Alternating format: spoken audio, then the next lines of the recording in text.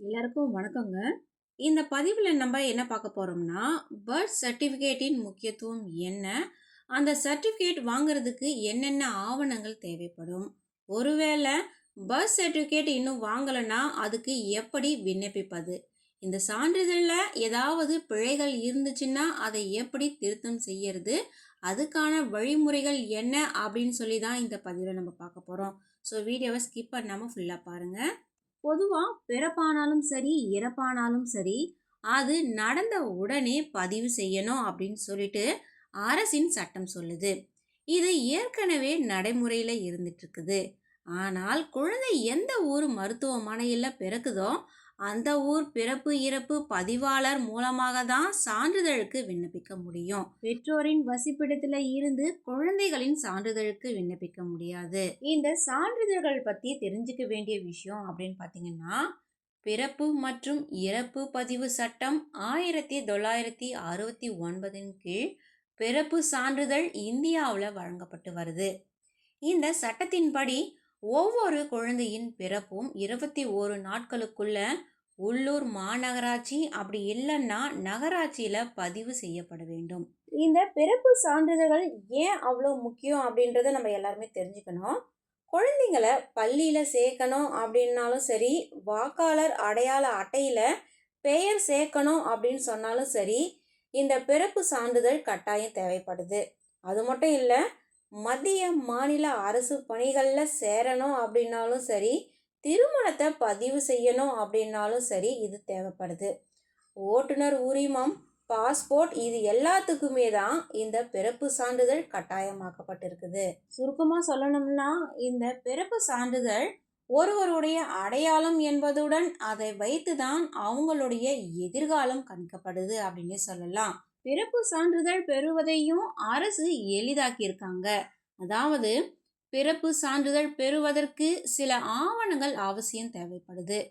குறிப்பாக பார்த்தீங்கன்னா, பெற்றோருடைய பிறப்பு சான்றிதழ்கள், பெற்றோரின் திருமண சான்றிதழ், மருத்துவமனையில இருந்து குழந்தை பிறந்தது அப்படின்னு சொல்லிட்டு கொடுக்கப்பட்ட கடிதத்தின் சான்று, பெற்றோரின் அடையாள சான்று போன்றவை பிறப்பு சான்றிதழ் பெறுவதற்கான தேவையான ஆவணம் அப்படின்னு சொல்லலாம். அடுத்தது, இந்த சான்றிதழ்ல ஏதாவது பிழை இருந்துச்சுன்னா எப்படி திருத்தம் செய்யறது அப்படின்றத பத்தி பார்க்கலாம்.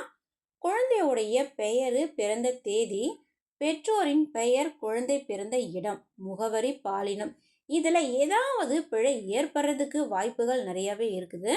அப்படி இந்த பிறப்பு சான்றிதழில் பிழை ஏதாவது இருந்துச்சுன்னா அந்த பிழையை உடனடியாக திருத்திடணும்.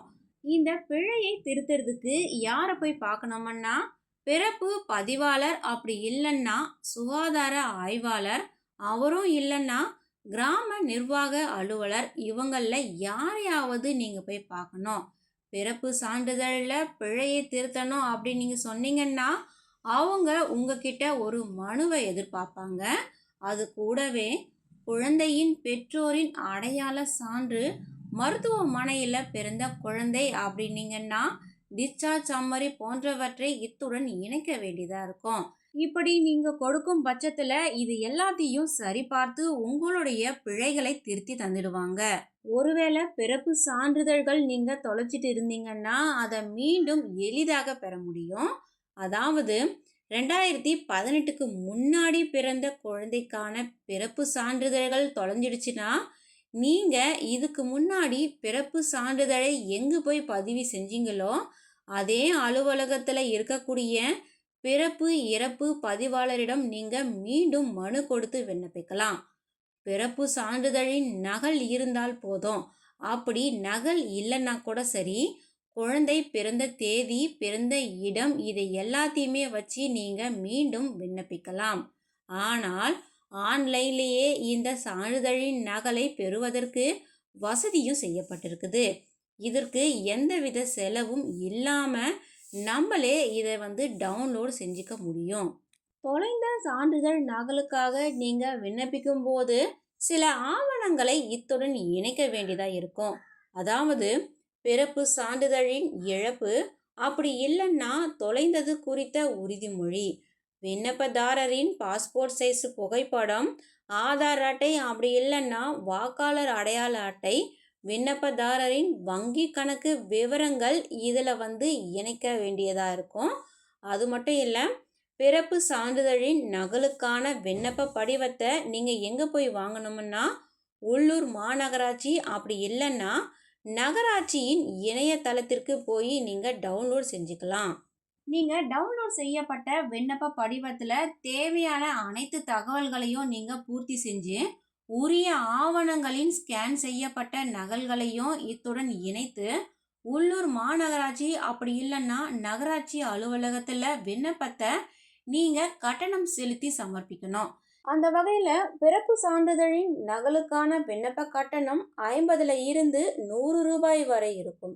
பிறப்பு சான்றிதழின் நகல் 15 இருந்து 30 நாட்களுக்குள்ள பெறப்படும். ஒருவேளை உங்களுடைய விண்ணப்பத்தின் நிலையை நீங்க சரிபார்க்கணும் அப்படின்னு நீங்க நினைச்சீங்கன்னா உங்களுடைய விண்ணப்ப நம்பரை வைத்து உங்களது உள்ளூர் மாநகராட்சி, அப்படி இல்லைன்னா நகராட்சியின் வெப்சைட் மூலயமா அதை நீங்க பார்வையிட முடியும். இந்த பதிவு உங்களுக்கு பயனுள்ளதாக இருந்துச்சுன்னா மற்றவங்க கூட ஷேர் பண்ணுங்க, லைக் பண்ணுங்க. அடுத்த ஒரு நல்ல வீடியோவுடன் நான் உங்களை சந்திக்கிறேன். நன்றி, வணக்கம்.